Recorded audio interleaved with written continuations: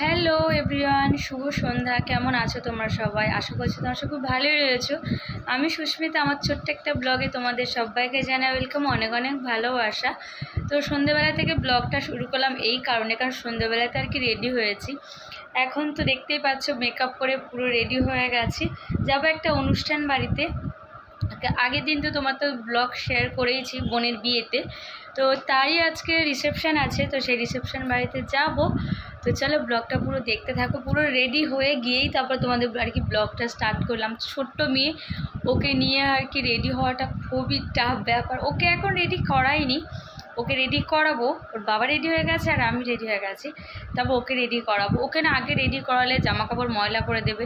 এখন তাও গাড়ি আসেনি, সবে নাকি গাড়ি এসেছে। তো যাই হোক, চলো ব্লগটা করে দেখ। আর এদিকে পুরো ফুল লুকটা তোমরা দেখে নাও, কেমন লাগছে অবশ্যই কমেন্টে জানিয়ে দিও।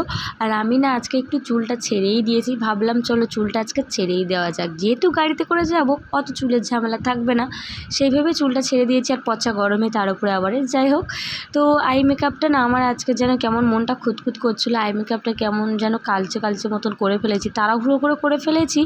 সেই জন্য এখন আফসোস হচ্ছে, কারণ পুরো ফুল মেকআপ হয়ে যাওয়ার পরে না আই মেকআপটা তখন তোলা যায় না।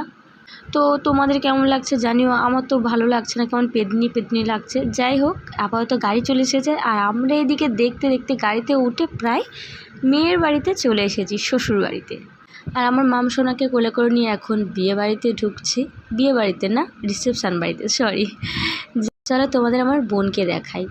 এই যে রয়েছে আমার বোন, আর এই যে রয়েছে কিউট দাদা। তো সম্পর্কে উনি দাদা, আমার থেকে যথেষ্ট বড়।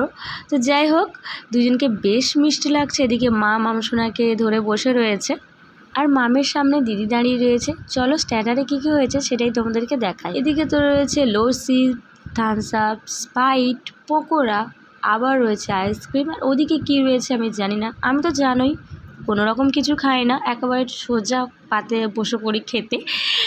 তো যাই হোক, খাওয়া দাওয়া সেরে এখন আমরা উঠে পড়েছি গাড়িতে, যাব বাড়িতে। তো চলো আজকের ব্লগ এই পর্যন্ত। তোমাদের কেমন লাগছে অবশ্যই কমেন্টে জানিও।